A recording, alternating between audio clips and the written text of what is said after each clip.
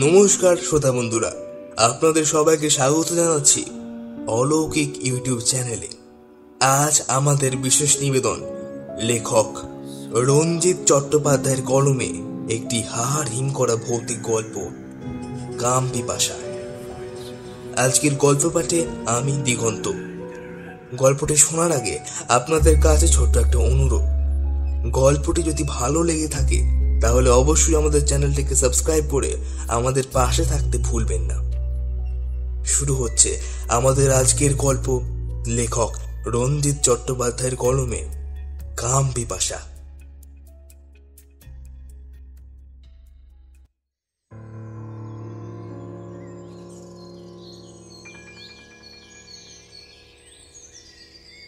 অনেকদিন পর পুরাতন খদ্দেরকে দেখে মিসেস বড়ুয়া খুশি হলেন।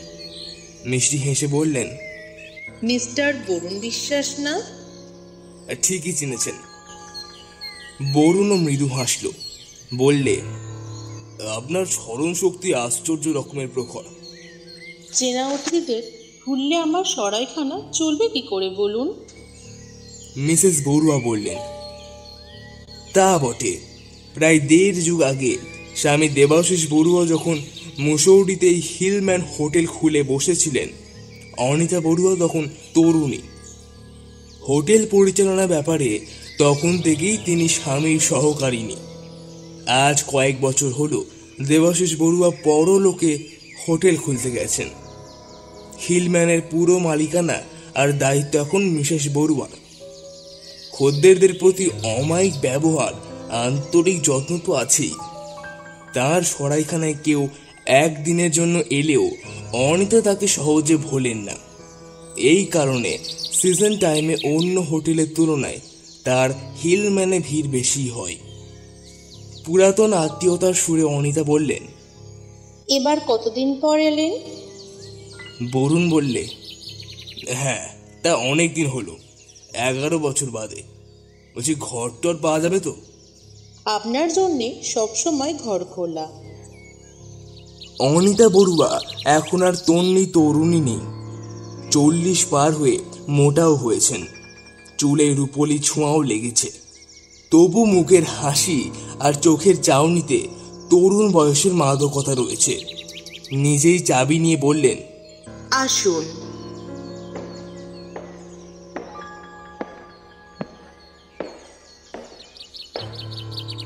কাঠের সিঁড়ি দিয়ে দোতলার বারান্দায় উঠে একেবারে শেষ ঘরখানার সামনে এসে দাঁড়ালেন তিনি। দরজায় চাবি লাগিয়ে বরুণকে বললেন, এটা সরাইখানার বেস্ট কামরা আর আপনার পুরনো ঘর, কোনো অসুবিধা হবে না।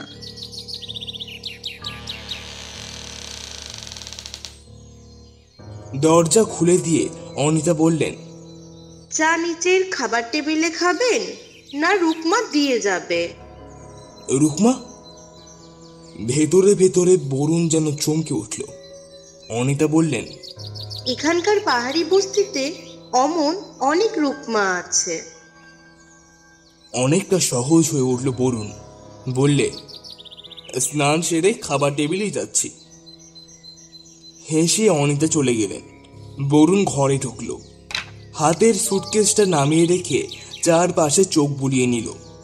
হ্যাঁ, এই ঘরখানাই বটে। হোটেলের অন্যান্য ঘরগুলোর তুলনায় এখানে আকারে বেশ বড়ই হবে। কাঠের ফ্লোর, কাঠের দেয়াল, শুধু ফায়ার প্লেস ইটের। দুদিকে দুটো দুটো 4টে জানালা। পূবের জানালার সারসি দিয়ে সকালের দুধে ধোয়া উষ্ণ রোদ মেঝেই ছড়িয়ে পড়ে। আর উত্তরের জানালা। দ্রুত পায়ে এগিয়ে বরুণ উত্তরের একটা জানালার সারসি খুলে বাইরে তাকালো। জানলার ঠিক নিচেই খাদ, সেই অতলান্ত খাদ। ঝুঁকে তাকালে মাথা ঘুরে যায়। ক্ষিপ্র হাতে বরুণ জানালা বন্ধ করে দিল। একটা পাহাড়ের মাথায় বলে হিলম্যান হোটেলটাকে মন্দ দেখায় না। চারপাশের নিসর্গ শোভাও দেখতে বেশ ভালো লাগে। কিন্তু এই ঘরখানাকে একেবারে খাদের ধারে তৈরি না করলেই বা কি ক্ষতি হতো? অবশ্য ঘরের পজিশন আর সাজানো গোছানোর দিক দিয়ে এই ঘরখানা হোটেলের সেরা কামরা ঠিকই, তবু বরুণের মনে হলো মিসেস বড়ুয়া তার থাকার জন্যে অন্য কোনো কামরার ব্যবস্থা করলেই যেন ভালো হতো। সে কি ভাবতে পেরেছিল দীর্ঘ 11 বছর পরে আবার এই ঘরই তাকে পা দিতে হবে? সেপ্টেম্বরের শেষ, মুসৌরির পাহাড়ি অঞ্চলে ঠান্ডাটা জাঁকিয়ে পড়েছে, তবু বরুণ স্নান করলে। ট্রেন জার্নির পর স্নান করাই ওর বরাবরের অভ্যেস। গরম জলে স্নান করে দাড়ি কামিয়ে পোশাক বদলে বরুণ যখন চায়ের টেবিলে যাবার জন্য রেডি হলো, তখন শরীরের সঙ্গে মেজাজটাও তার বেশ হালকা হয়ে গেছে। বেলা পড়ে আসছে। উত্তরে জানালার কাচের শার্সি দিয়ে পশ্চিম আকাশের সময় চতুষ্কোণ একটা টুকরো চোখে পড়ে, হিন্দি রঙিন ফিল্মের মতো রং চঙে।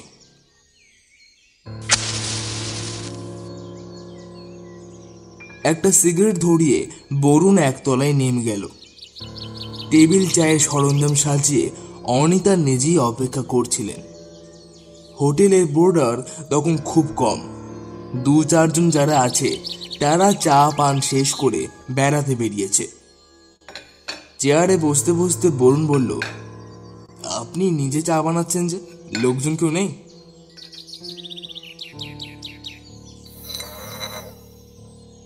চায়ের পেয়ালা এগিয়ে দিয়ে অনিতা বললেন, এই সময়টা খদ্দের কম বলে লোকজন কমিয়ে দিয়েছি। আর রুকমা বলে যে মেয়েটি আছে সে এখন কিচেনে। আবার রুকমা? চায়ে চুমুক দিতে গিয়ে বরুণ 1 সেকেন্ড থেমে রইল, তারপর অন্য প্রসঙ্গে ঘুরে গেল। বললে, আপনার সরাইখানা এতদিনও কিছু বদলায়নি দেখছি, সবই আগের মতো রয়েছে, ওই জাপানি টিপটটা পর্যন্ত। কেকের প্লেট বরুণের দিকে সরিয়ে দিয়ে অনিতা হেসে বললেন, কিছুই বড় একটা বদলায় না, শুধু মানুষই বদলে যায়।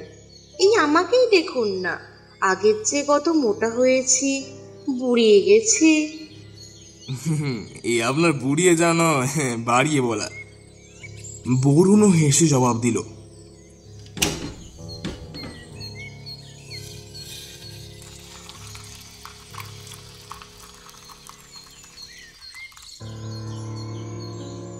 বরুণের কাপ দ্বিতীয়বার ভর্তি করে দিলেন অনিতা। তারপর প্রশ্ন করলেন, এবার কদিন থাকবেন? বলতে পারছি না, ব্যবসাদার মানুষ আমি, যতক্ষণ ব্যবসা ততক্ষণই থাকা। এখানকার নতুন হসপিটালের জন্য স্টিল ফার্নিচার আর সার্জিক্যাল যন্ত্রপাতির অর্ডার জোগাড় করতে এসেছি। কর্তাদের তোয়াজ করতে করতে অন্তত 4-5টা দিন লাগবে বোধহয়।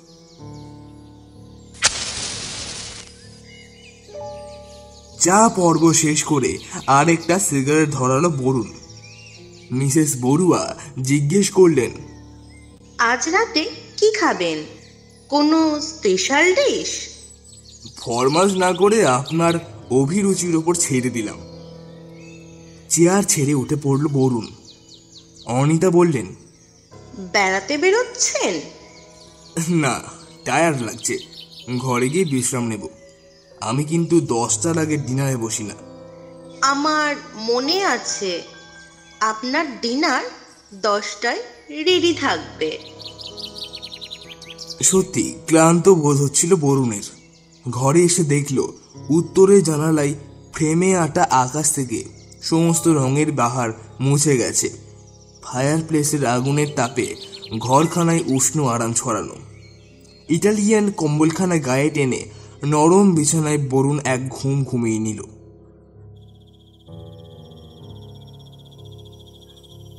ঘুম যখন ভাঙল তখন 9টা বেজে গেছে। শরীরে এখনো কেমন একটা আলস্যের জড়তা লেগে আছে।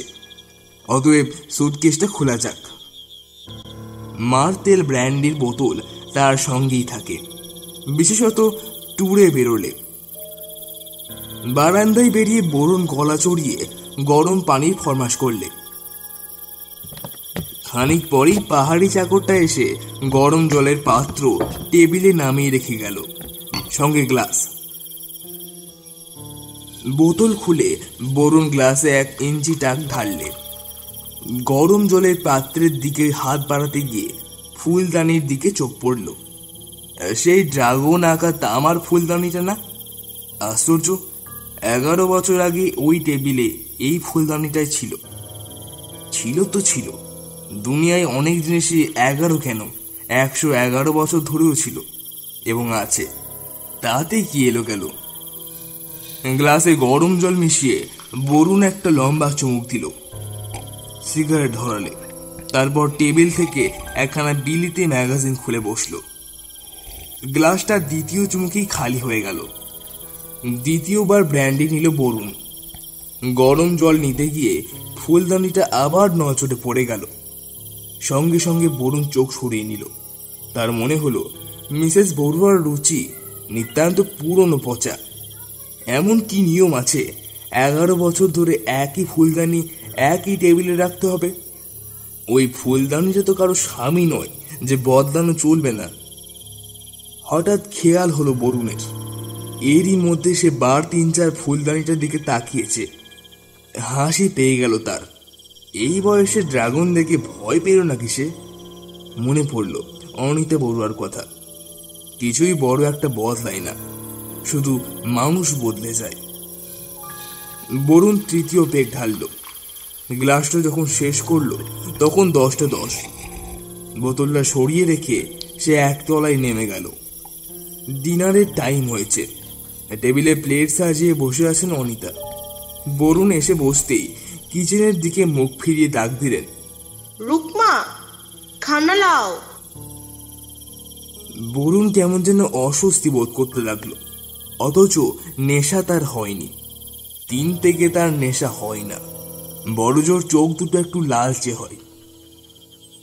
ধুমায়িত সুপের পাত্র 2 হাতে ধরে মোটা সোটা মাছ বয়সী একটা পাহাড়ি স্ত্রীলোক খাবার নিয়ে ঘরে এলো। এই তাহলে রুকমা? অনিতা বলেছিলেন বটে, এখানকার পাহাড়ি বস্তিতে অনেক রুকমা আছে। খেতে খেতে সে বললে, পাহাড়ি মেয়েদের মধ্যে রুকমা নামটা খুব কমন বুঝি। অনিতা বললেন, হ্যাঁ তাই, রুকমা ওদের প্রিয় নাম। বরুণ জিজ্ঞেস করলে, আচ্ছা, আপনার সেই রুকমার খবর কি মিসেস বড়ুয়া? কোনো খোঁজ টোজ পেয়েছিলেন নাকি তার? মিসেস বড়ুয়া বললেন, না, বিস্তার খোঁজাখুঁজি করা হয়েছিল, কোথায় যে গায়েব হয়ে গেল কে জানে। বরুণের অস্বস্তি ভাবটা এক মুহূর্তে কেটে গেল। আরেকটা গরম কাটলেট দিই। গরম কাটলেট? ফাইন, দিন না। বরুণের মেজাজ ভারী প্রফুল্ল মনে হলো। কাটলেট চিবোতে চিবোতে বলল, ব্যাপারটা কিন্তু রীতিমতো রহস্যময়, শার্লক হোমসের গল্পের মতো, তাই না? একটা জলজন্ত মেয়েও বেগাল। আচ্ছা, আপনার কি ধারণা? অনিতা বললেন, ব্যাপারটা আমার ধারণার বাইরে, তবে পাহাড়ি বস্তির লোকেরা বলে কোনো টুরিস্ট সাহেব নাকি রুকমাকে ধরে নিয়ে গেছে। তাই নাকি? ভারী ইন্টারেস্টিং তো। শব্দ করেই হেসে উঠল বরুণ। হেসে বললে, তবে মেয়েটার চেহারা যা ছিল তাতে টুরিস্টদের সাহেবকে দোষ দেওয়া যায় না। ডিনার শেষ করে বরুণ উঠে পড়তে যাচ্ছিল। অনিতা বললেন, উঠবেন না, অ্যাপেলের পুডিং আছে, আপনার ফেভারিট ডিশ। অবাক হয়ে বরুণ বললে, ধন্যবাদ, কিন্তু সে যে 11 বছর আগের কথা, এখনো আপনার মনে আছে? অনিতা পুডিং এর প্লেটটা এগিয়ে দিয়ে মৃদু হেসে বললেন, 11 বছর আগে এই সরাইখানাকে আপনি কি ভুলতে পেরেছেন? চামচে করে একটা পুডিং মুখে তুলতে গিয়ে বরুণ 1 সেকেন্ডে থেমে গেল। তারপর আবার খেতে লাগলো। নিজের ঘরে বরুণ যখন ফিরে এলো, কাছাকাছি কোনো চার্চের ঘড়িতে তখন রাত 11টা বাজছে। সারা হোটেল নিঝুম, কোনো বোর্ডারের ঘরে সারা শব্দ নেই। ডিনার টেবিলে বরুণই শেষজন। কাচের জানলার বাইরে আকাশ ও পৃথিবী এখন একই রঙে, স্লেটের মতো গাঢ় ধূসর। পাহাড়ি অঞ্চলের শীতার্ত রাত এরই মধ্যে নিশুতি হয়ে গেছে। শব্দ বলতে থেকে থেকে শোনা যাচ্ছে দমকা হাওয়ার এলোমেলো প্রলাপ। দরজায় ছিটকিনি তুলে দিয়ে বরুণ এসে বসলো ফায়ার প্লেসের ধারে। ঠান্ডা বেশ জমিয়ে পড়েছে। তা পড়ুক, এখনই শুয়ে পড়বার তারা কিসের? কিছুক্ষণ বসে বসে মৌজ করে সিগারেট টানা যাক। ইচ্ছে হলে একটা ছোট ব্রেক ড্যান্ডিও নিতে পারে। কি যেন বললেন অনিতা বড়ুয়া? 11 বছর আগের এই সরাইখানাকে আপনি কি ভুলতে পেরেছেন? পেরেছিল ওই কি, 11টা বছর ধরে বরুণ তো দিব্যি ভুলে গিয়েছিল। মুসৌরিতে এত হোটেল থাকতেও কেন যে এই হিলম্যানে এসে উঠল তা সে নিজেও জানে না। আর দোতলার বারান্দায় এই শেষ ঘরে পা দিয়ে আবার সব মনে পড়ে গেল নতুন করে। কিন্তু 11 বছর বাদে হিলম্যান হোটেলটাকে আবার টানলো কেন? কেন আবার? এই হোটেলের আরাম আর মিসেস বড়ুয়ার যত্নই তার কারণ। ধরো ফ্রুট স্যালাড আর অ্যাপেল পুডিং, তার প্রিয় খাদ্য অপর কোনো হোটেলে না চাইতে পাওয়া যেত কি? চাইলেও হয়তো মিলত না। টেবিল থেকে অ্যাসপটটা নিতে গিয়ে ফুলদানিটা আবার চোখে পড়ে গেল বরুণের। ড্রাগন খোদাই করা সেই তামার ফ্লাওয়ার ভাস। আশ্চর্য, সব মনে পড়ছে তার, স্পষ্ট মনে পড়ছে, যেন গত সপ্তাহের ঘটনা। বরুণ তাহলে সত্যিই ভুলে যায়নি? চাপা পড়ে গিয়েছিল বৃষ্টির কবরে, কবর ফুঁড়ে আবার বেঁচে উঠেছে পুরনো স্মৃতি। আগের বার সে যখন এসেছিল সেটা সেপ্টেম্বর ছিল না, ছিল মার্চের গোড়ার দিক। সে তখনও এই পাহাড়ি অঞ্চলে জাঁকিয়ে রাজত্ব করছে। ভিআইপিদের জন্য সরকারি ভবনের একদিকটা আরও বাড়ানো হবে। গৃহসজ্জার কন্ট্রাক্ট ধরতে তার মুসৌরিতে আসা ওই প্রথম। পাহাড়ের ওপর বেশ ছবির মতো দেখতে হিলম্যান হোটেল তার ভালো লেগে গিয়েছিল। মালিক দেবাশিস বড়ুয়া তখন বেঁচে।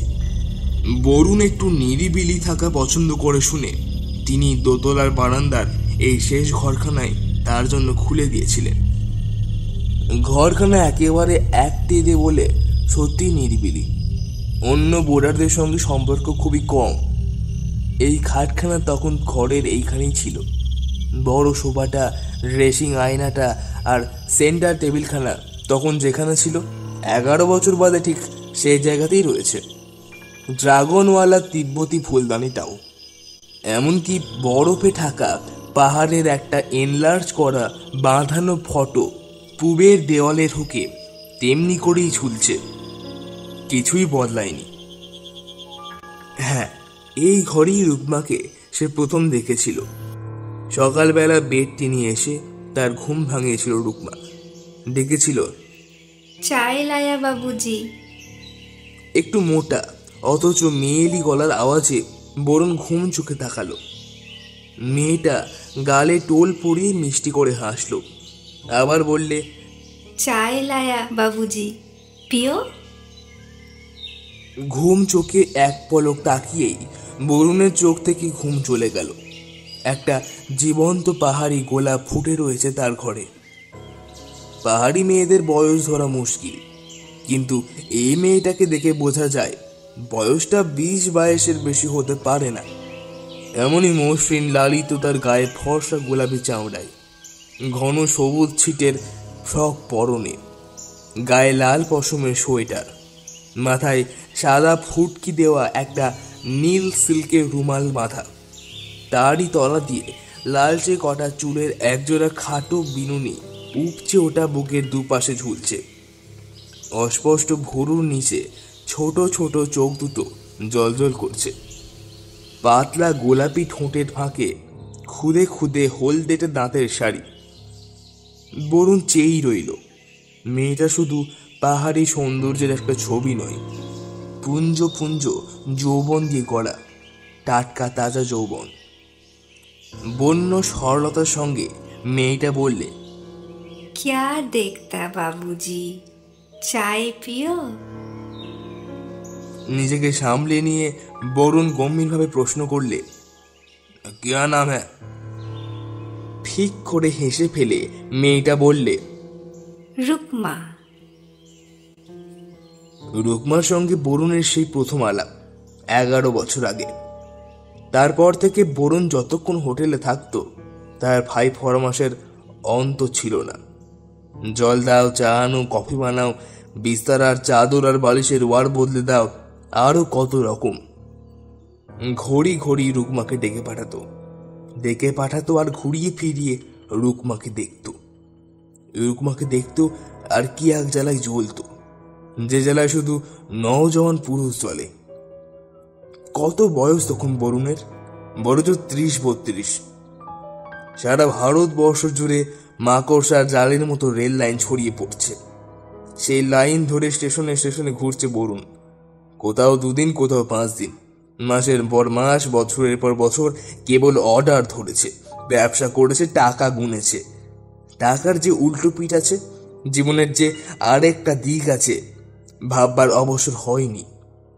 কখনো পুরুষের চোখ দিয়ে দেখেনি যে দুনিয়ায় নেই বলে এক শ্রেণীর বিচিত্র প্রাণী আছে। পুরুষের মন দিয়ে কখনো ভাবিনি যে তারাও যুবকের জীবনে একটা মেয়ের প্রয়োজন আছে। কোনোদিন অনুভব করেনি তারও একটা অদ্ভুত ক্ষুধা আছে, তৃষ্ণা আছে, যা ডিনারে বা চা কফিতে তৃপ্ত হবার নয়। পুরুষেই সেই দৃষ্টি, সেই মন আর সেই অনুভূতি বরুণের জীবনে জাগিয়ে তুলেছিল মুসৌরির পাহাড়ের মেয়ে রুকমা, জ্বলন্ত যৌবনবতী রুকমা। সে কি আজকের কথা? 11 বছর পূর্বের 1 মার্চের কথা। অথচ সবই মনে পড়ে যাচ্ছে। নিতান্ত বন্য, নিতান্ত সরল ছিল রুকমা। অল্পেই ভারী খুশি হয়ে যেত। একদিন তার জামায় একটু সেন্ট লাগিয়ে দিয়েছিল বরুণ। বারবার জামাটার সঙ্গে তার যেন তৃপ্তি হয়নি। গোলাপি ঠোঁটের ফাঁকে হলদেটে দাঁতের শাড়ি দেখিয়ে বললে, आह, कितना अच्छा फूल का खुशबू। বোধহয় এই ভেবে সে অবাক হয়েছিল যে ছোট্ট শিশির ভেতর থেকে টাটকা ফুলের সুগন্ধ কেমন করে বেরোলো। আরেকদিন বিকেলে চায়ের পর বরুণ একটা সিগারেট ধরিয়েছে। রুকমা এলো চায়ের ট্রে নিয়ে যেতে। টোস্টের তামাকের গন্ধ পেয়ে মেয়েটা বলে বসলো, ए बाबूजी, एक ठो चुरुट देओ ना। বরুণ জিজ্ঞেস করলো, क्या करोगे? রুকমা অসংকোচে জবাব দিল, हम पिएगा। মজা লাগলো বরুণের। একটা সিগারেট দিয়ে বলল, পিও। সিগারেটটা একবার নাকের কাছে ধরে রুকমা বলে উঠল, कितना अच्छा। अभी नहीं, रात में खाना खाने का बाद पिएगा। সিগারেটটা রুকমা তার টাইট সোয়েটারের মধ্যে বুকের কাছে রেখে দিল। সেদিকে তাকিয়ে বরুণ বললে, আচ্ছা, সোয়েটার মালুম হতা তুম বানায়া? একটু যেন গর্বের সঙ্গে রুকমা বললে, नहीं, मेरा माँ बनाया। इसमें भी अच्छा बनाता। बाजार में बिकता है 7 रुपया, 10 रुपया, 12 रुपया। হ্যাঁ? ইচ্ছে করি অবাক হয়ে বরুণ বললে। রুকমা বরুণের সামনে গিয়ে দাঁড়ালো, বললে, देखो ना, कितना अच्छा। তারপর বিনা দ্বিধায় ফস করে বরুণের একখানা হাত নিজের বুকের উপর রাখলো। হকচকিয়ে গেল বরুণ। তার আঙুলের চাপ লাগছে রুকমার পুরন্ত নরম বুকে। কয়েক সেকেন্ড, তারপরই হাত টেনে নিল সে। क्या हुआ? অবাক হয়ে প্রশ্ন করলে রুকমা। নিজের আঙুলে ফুঁ দিতে গিয়ে বরুণ বললে, জল কিয়া, আগ নেই। আরো অবাক হলো রুকমা, বললে, कहाँ आग? রুকমার চোখে চোখে রেখে বরুণ বলে বসলো, তোমারা যাওয়ানি মে। বন্য সরল পাহাড়ি মেয়েও লজ্জা পায়। রুকমার গালে রাঙা আপেল রং তার সারা মুখে ছড়িয়ে পড়ল। ছোট ছোট জল জলে চোখ দুটো তেরছা করে শুধু বললে, हट। তারপর তাড়াতাড়ি চায়ের ট্রে তুলে নিয়ে পালিয়ে গেল। রুকমা চলে গেল, কিন্তু রেখে গেল একটা বিষের জ্বালা।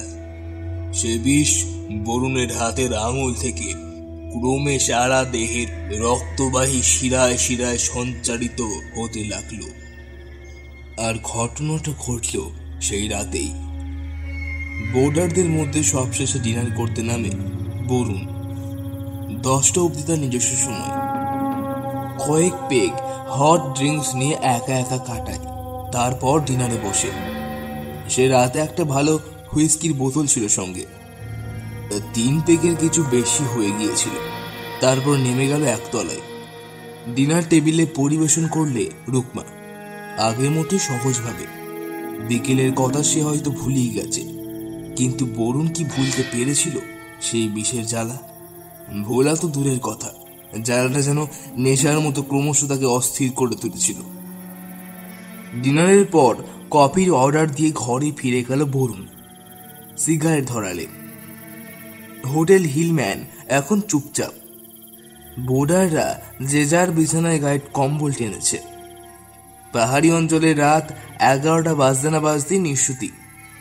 আকাশে স্লেটের রং। শীতের দমকা হাওয়ায় আজ ঝোড়ো মত্ততা।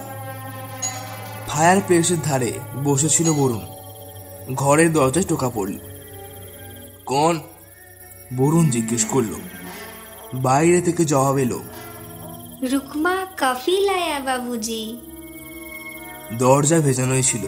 বরুণ বললে, আও। 2 হাতে ট্রে ধরে রুকমা ঘরে এলো। টেবিলে রেখে কফি তৈরি করতে লাগলো। তার দিকে চেয়ে থাকতে থাকতে হঠাৎ বরুণ উঠে দরজাটায় ছিটকিনি লাগিয়ে দিল আর দাঁড়িয়ে রইল বন্ধ দরজার সামনে। রুকমা একটু চমকে উঠে বলল, क्या किया? दरवाजा खुल दाओ। নেই। বরুণ অদ্ভুত ভাবে হাসলো। রুকমার মুখে একটু বিরক্তি ফুটল। বললে, क्या तमाशा करता बाबूजी? खुल दो दरवाजा, हम घर चला जाएगा। কেমন যেন অস্বাভাবিক গলায় বরুণ বলতে লাগলো, রুকমা শোনো, রাত আঁধেরা, मत घर जाओ, आज रात में तुम यहाँ ठहरो। পুরুষের দৃষ্টি নারীর চিনতে দেরি হয় না। বন্য পাহাড়ি হলেও রুকমা মেয়ে। বরুণের চোখের দিকে তাকিয়ে তার ভেতরকার আদিম জন্তুটাকে চিনতে রুকমার এক মুহূর্ত দেরি হলো না। গুহা আসা এই জন্তুটা হঠাৎ আজ গুহার অন্ধকার থেকে বেরিয়ে এসেছে। তার রাক্ষসী চেহারাটা দেখে সাহসী পাহাড়ি মেয়ে রুকমাও ভয় পেয়ে গেল। বরুণ আস্তে আস্তে এগোচ্ছে আর রুকমা এক পা করে ভয়ে পিছিয়ে যাচ্ছে। পিছোতে পিছোতে সোফার ওপর পড়ে গেল রুকমা, আর তৎক্ষণাৎ বরুণ ঝাঁপিয়ে পড়লো তার ওপর। 2 হাতে সেই পুঞ্জ পুঞ্জ যৌবন দিয়ে গড়া দেহটা তুলে নিয়ে খাটের পুরো গদির ওপর ছুঁড়ে ফেললে। বলিষ্ঠ হাতের এক টানে ছিঁড়ে গেল সোয়েটার, টুকরো হয়ে গেল ভেতরের জ্যাকেট, ফালা ফালা হয়ে গেল ছিটের ফ্রক। চিৎকার করে উঠতে গেল রুকমা। তার আগেই লোলু ব্যাগজোড়ার ঠোঁট রুকমার পাতলা লালচে ঠোঁট দুখানা চেপে ধরল। পারল না। সে রাতে রুকমা কিছুতেই ঠেকাতে পারল না বরুণকে। আদিম প্রবৃত্তির হাতে ছিন্ন ভিন্ন হয়ে গেল পাহাড়ি গোলাপ। শীতের ঝোড়ো হাওয়া তখন আরো প্রমত্ত হয়েছে। রাতের ঘড়ির সময়ের কাঁটা আরো কটা ঘর পার হয়ে গেল। বরুণের খেয়াল ছিল না গলাটা শুকিয়ে উঠছে। ছোট একটা পেগ হুইস্কি নিয়ে বরুণ নিট খেয়ে ফেলল। তারপর সোফায় বসে সিগারেট ধরিয়ে মুখ তুলতেই দেখল বিছানায় রুকমা উঠে বসেছে। তার গোটা চেহারায় এখন বদলে গেছে। ও যেন আগের সেই রুকমা নয়। ছেঁড়া সোয়েটারের ফাঁকে রক্ত চিহ্ন আঁকা বাম স্তনটা বেরিয়ে আছে। খালি করা ফ্রকের ভিতর থেকে একটা ধবধবে সুপুষ্ট উরু সম্পূর্ণ অনাবৃত। মাথার রুমাল খসে পড়েছে। এক গোছা চুল একটা চোখ ঢেকে মুখের ওপর নেমে এসেছে, আর একটা ছোট জলজলে চোখ যেন এক টুকরো জ্বলন্ত কয়লা। মুখ থেকে পাকা আপেলের রং কে যেন মুছে দিয়েছে। সারা মুখখানায় মার্বেল পাথরের শ্বেত কাঠিন্য। বরুণ সিগারেট টানতে ভুলে গেল। আস্তে আস্তে খাট থেকে নামলো রুকমা। বরুণের দিকে এক চোখের জ্বলন্ত দৃষ্টি ফেলে চেয়ে রইল কয়েক মুহূর্ত, তারপর সাপের মতো হিসির স্বরে বলতে লাগলো, तुम बदमाश, तुम खराब आदमी है, हमको खराब कर दिया। हम इसको बदला लेगा, जरूर बदला लेगा। বরুণ নরম গলায় বললে, जो हो गया उसको जाने दो। তিক্ত ঘৃণায় রুকমা বলে উঠল, नहीं, कभी नहीं। कल सवेरे हम सब कल को बोल देगा तुम कितना बदमाश, कितना शैतान हो। তারপর পাহাড়ি ভাষায় বিড়বিড় করে গাল পড়তে লাগলো। মনে মনে প্রমাদ গুনলে বরুণ, সর্বনাশ, মেয়েটা তাকে ব্ল্যাকমেল করবে, নাকি ব্ল্যাকমেলের ভয় দেখিয়ে দেহের দাম আদায় করতে চায়। পার্স থেকে একখানা 100 টাকার নোট বার করে বরুণ বললে, রুকমা, तुमको हम प्यार करते, ये लो। নোটখানা ছোঁ মেরে নিয়ে রুকমা তার উপর থুতু ফেললে। তারপর নোটটা ছুঁড়ে ফেলে দিয়ে প্রচন্ড আক্রোশে ভারী তিব্বতী ফুলদানিটা তুলে বরুণের দিকে লক্ষ্য করল। সঙ্গে সঙ্গে বরুণ তার হাত চেপে ফুলদানিটা ছিনিয়ে নিল। কিন্তু পাহাড়ি রক্তে তখন আগুন ধরে গেছে। ক্রুদ্ধ বন বিড়ালির মতো হিংস্র হয়ে উঠেছে মেয়েটা। হাতের কাছে হুইস্কির বোতলটা পেয়ে সেটা নিয়ে সে আবার আক্রমণ করলে। এবারেও বরুণ তার হাত মুচড়ে বোতল কেড়ে নিল। ব্যর্থ আক্রোশে রুকমা বলে উঠল, तुमको हम नहीं छोड़ेगा, अभी सब कल को बोलेगा तुम बदमाश, तुम हमको खराब किया है। রুকমা দরজার দিকে ছুটে গেল, কিন্তু তার আগেই বরুণ দরজা আগলে দাঁড়িয়েছে। হাঁপাতে হাঁপাতে রুকমা বলল, हट जा बदमाश। বরুণ নড়ল না। মাথা ঝাঁকিয়ে ঘাড় বেঁকিয়ে রুকমা আবার বললে, जा, हट जा, नहीं तो हम चिल्लाएगा। বরুণ তবু অনড়, তার রক্ত টকবক করে ফুটছে। রুকমা এবার মরিয়া হয়ে চিৎকার করে উঠতে গেল, কিন্তু গলা চিরে চিৎকার বেরোতে না বেরোতে বলিষ্ঠ দুখানা হাত, কঠিন আঙুলগুলো তার কণ্ঠনালীকে সাঁড়াশির মতো চেপে ধরল। রুকমা প্রাণপণে ছাড়াতে চেষ্টা করল, পারল না। আঙুলের সাঁড়াশি তার কণ্ঠনালীর ওপর দুদিক থেকে চাপ দিতে লাগলো, জোরে, আরো জোরে, আরো জোরে। রুকমার ছোট ছোট চোখ দুটো বড় হয়ে ঠিকরে বেরিয়ে আসতে চাইল। হলদিতে দাঁতের ফাঁকে জিভখানা অস্বাভাবিক লম্বা হয়ে ঝুলে পড়ল। তারপর ছটপট ছটপট করতে করতে এক সময় স্থির হয়ে গেল রুকমা। আঙুলের সাহসী শিথিল হতেই তার দেহ একটা বস্তার মতো ধপ করে পড়ে গেল মেঝেই কার্পেটের ওপর। সেদিকে তাকিয়ে বরুণ পুতুলের মতো কতক্ষণ দাঁড়িয়ে রইল মনে নেই। মাথার ভেতরটা হঠাৎ ফাঁকা হয়ে গিয়েছে। কি ঘটে গেল কিছুই ধারণা করতে পারছে না। হঠাৎ কে যেন তাকে ধাক্কা মেরে জাগিয়ে তুললে। তৎক্ষণাৎ মেঝেই বসে পড়ে সে রুকমার গায়ে নাড়া দিয়ে দেখলে, হাতের নাড়ি টিপলে, বুকে কান পেতে শোনার চেষ্টা করলে। না, নাড়িতে স্পন্দন নেই, বুক ধুক ধুক করছে না।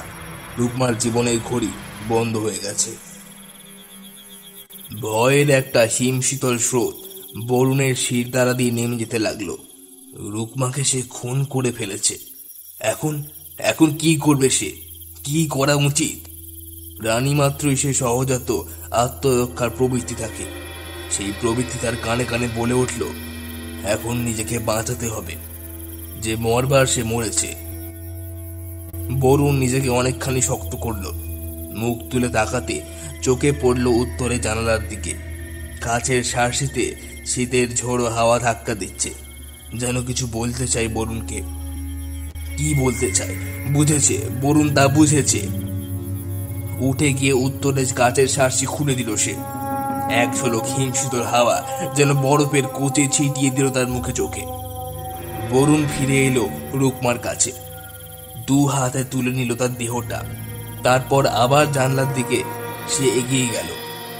4 ফুট সমচতুষ্কোণ ফ্রেঞ্চ উইন্ডো, গড়াত নেই, গ্রিল নেই, যেন বরুণের সুবিধার জন্যই তৈরি। এক মুহূর্ত ভেবে বরুণ রুকমার নিষ্পন্দ দেহটা জানলা গলি অন্ধকারে ছেড়ে দিল। অতলান্ত খাদের কোন অতলে গিয়ে পৌঁছল রুকমা কে জানে। ব্যাস, নিশ্চিন্ত। কাচের শার্সি আবার বন্ধ করে দিল বরুণ। কাল যদি পুলিশ আসে আসুক, ততক্ষণে রুকমার দেহের টুকরোগুলো খাদের বুনো জন্তুগুলোর পেটে হজম হয়ে গেছে। তারপর 11 বছর ধরে অনেক ঘুরেছে বিজনেসম্যান বরুণ। মাকড়সার জালের মতো ভারতবর্ষের রেল লাইনের ধারে বহু স্টেশনে নেমে পড়েছে, বহু সরাইখানায় রাত কাটিয়েছে, বহু নারী সঙ্গের স্বাদ পেয়েছে। আর তাদেরই ফিরে কবে কখন হারিয়ে গেছে মুসৌরির পাহাড়ি মেয়ে রুকমা। সারা জীবনেও তাকে মনে পড়তো না যদি 11 বছর বাদে আবার মুসৌরিতে আসতে না হতো। এই হিলম্যান হোটেলের দোতলার শেষ ঘরখানায় পা দিয়ে আবার মনে পড়ে গেল। পুরনো ফিল্মের মতো সবই মনে পড়ে গেল। এমনকি আজকের মতো সেই রাতের শীতের হাওয়ায় ঝড় উঠেছিল তাও। কিন্তু কেনই বা মনে করা? কি হবে মনে করে? রুকমা মরেছে, ফুরিয়ে গেছে। তার নিয়তি তাকে টেনেছিল ওই অতলন্ত খাদে। একটা পাহাড়ি বস্তির মেয়ের দেহের দাম কত হতে পারে? বরুণ তো ঢের বেশি দিতে চেয়েছিল, তবু সে ব্ল্যাকমেলের ভয় দেখালো কেন? কেন সে চেষ্টা করলো প্রতিহিংসা নিতে? কোথায় রইল তার প্রতিহিংসা? বরুণ তো তাকে মারতে চায়নি, সে মরবে বলেই এসেছিল তার জ্বলন্ত যৌবন নিয়ে। কিন্তু আর নয়, আর ভাবতে ভালো লাগছিল না। চলুই যাক রুকমা। তার মৃত্যু রহস্য যখন সে ছাড়া পৃথিবীর দ্বিতীয় ব্যক্তি জানে না, তখন কেন আর মাথা ঘামানো? অতএব জীবন থেকে মুছে ফেলে দাও রুকমাকে, মুছে ফেলে দাও 11 বছর পূর্বের মার্চের একটা বৃষ্টি রাত। কিন্তু সেই বৃষ্টি রাতটা মুছতে গিয়েও মোছা যাচ্ছে না। আজকের এই সেপ্টেম্বর রাতটা ঠিক সেই রকম, তেমনই ঠান্ডা, তেমনই ঝোড়ো। পাগলাটে শীতের হাওয়া ঠিক তেমন করেই উত্তরের কাচের শাঁসিতে ধাক্কা দিচ্ছে, যেন বলছে, আমায় চিনতে পারছো? আমি 11 বছর আগের সেই বৃষ্টি রাতের সাক্ষী। ড্যামিট, হলুই বা সাক্ষী, বরুণের কিছুই আসে যায় না। রুকমা বেঁচে থাকলে না হয় ভয় থাকতো, কিন্তু মরা মানুষ তো ফিরে আসে না। সুতরাং যা কিছু অস্বস্তি মন থেকে দূর করে দাও। নিশ্চিন্ত, একেবারে নিশ্চিন্ত। চার্চের ঘড়িতে ঠং করে একটা শব্দ হলো, 11:30। আজকের রাতটা বড় বেশি অন্ধকার, বড় বেশি নিশুতি। রাত বারবার সঙ্গে সঙ্গে ঠান্ডাটাও বাড়ছে। এক কাপ গরম কফি খেলে ভালো হতো। ডিনারের পর আজ আর কফির অর্ডার দেওয়া হয়নি, ভুল হয়ে গেছে। এতক্ষণে ডাইনিং রুম, কিচেন বন্ধ হয়ে গেছে নিশ্চয়ই। ইস, কি ভুল হয়ে গেছে। দরজায় টোকা পড়ল। অবাক হয়ে বরুণ জিজ্ঞেস করলো, কন? বন্ধ দরজার বাইরে থেকে জবাব এলো, रुकमा, कॉफी लाया बाबूजी। দারুণ খুশি হয়ে গেল বরুণ। শীতের সময় শোবার আগে এক কাপ কফি খাওয়া তার বরাবরের অভ্যাস। মিসেস বড়ুয়া ঠিক মনে করে পাঠিয়ে দিয়েছেন। ধন্যবাদ, অনেক ধন্যবাদ তাকে। ফায়ার প্লেসের পাশ থেকে উঠে গিয়ে বরুণ দরজা খুলে দিল, আর খুলে দিয়ে 2 পা পিছিয়ে এলো। আস্তে আস্তে ঘরে ঢুকলো রুকমা। হাতে কফির ট্রে নেই, কিন্তু এ কোন রুকমা? এ তো কিছুক্ষণ আগে দেখা তামাটে রঙের মাঝ বয়সী রুকমা নয়। এই রুকমাকে বরুণ দেখেছিল 11 বছর আগে। এই যে সেই জ্বলন্ত যৌবনবতী রুকমা, আদিম প্রবৃত্তির হাতে ছিন্ন ভিন্ন সেই পাহাড়ি গোলাপ। ছেঁড়া সোয়েটারের ফাঁকে রক্ত চিহ্ন আঁকা বাম স্তনটা বেরিয়ে আছে। ফালা ফালা করে চেরা ফ্রকের বাইরে ধবধবে সুপুষ্ট একটা উড়ু, সম্পূর্ণ অনাবৃত। এলোমেলো লালচে চুলের একগোছা একটা চোখ ঢেকে দিয়ে মুখের উপর নেমে এসেছে, আর একটা ছোট চোখে জ্বলন্ত কয়লার আগুন। কিন্তু এই কি করে সম্ভব? মরা মানুষ কি করে ফিরে আসে? ফিরে আসতে পারে? বরুণের বিস্ফারিত চোখ সেই জ্বলন্ত অঙ্গার চোখের দিকে। রুকমার এক চোখের অপলক তীক্ষ্ণ দৃষ্টি বরুণের দিকে। একটা ভয়ঙ্কর ঠান্ডা হিমস্রোত বরুণের শিরদাঁড়া দিয়ে বেয়ে শিরশির করে নামছে। সারা দেহ কাঁপছে থর থর করে। চিৎকার করতে চাইল সে, গলা দিয়ে আওয়াজ বেরোলো না। পলকহীন এক চোখের লক্ষ্য বরুণের দিকে। রুকমা এক পা করে এগোচ্ছে, আর বরুণ এক পা করে পিছু হটছে, ঠিক যেমন করে 11 বছর আগে সেই মার্চের রাতে রুকমা আস্তে আস্তে পিছু হটেছিল। শীতের ঝোড়ো হাওয়া তখন উত্তরের কাছের সারসিতে ধাক্কা দিয়ে বরুণকে বলছে, এসো, আরো সরে এসো, একেবারে জানলার ধারে। খুলে দাও কাছের সারসি, তারপর দেখো অতলান্ত খাত কি গভীর। শেষ হলো আমাদের আজকের গল্প, লেখক রঞ্জিত চট্টোপাধ্যায়ের কলমে কাম পিপাসা। আশা করছি গল্পটি আপনাদের সম্পূর্ণ মনোরঞ্জনে সম্পূর্ণ সাহায্য করেছে। এইভাবেই নিত্য নতুন অলৌকিক গল্প নিয়ে ফিরে আসবে অলৌকিক। ততদিন ভালো থাকুন, সুস্থ থাকুন এবং শুনতে থাকুন অলৌকিক।